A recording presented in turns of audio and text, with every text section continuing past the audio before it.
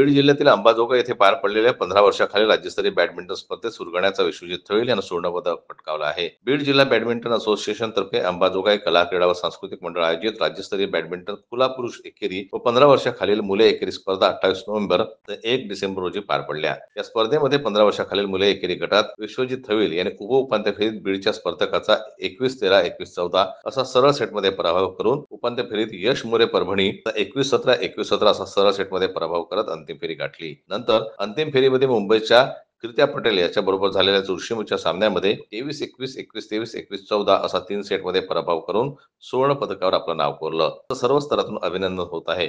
विश्वजित हा नाशिक येथील शिवसत्य मंडळाचे मार्गदर्शक मकरंद देव यांच्या मार्गदर्शनाखाली बॅडमिंटनचा सराव करत असून तो सुरगाणा येथील डॉक्टर रामचंद्र व डॉक्टर सुजाता थविल या दाम्पत्याचा चिरंजीव आहे. याआधीही विविध स्पर्धेतून विश्वजित यानं अनेक पारितोषिक पटकावले आहेत.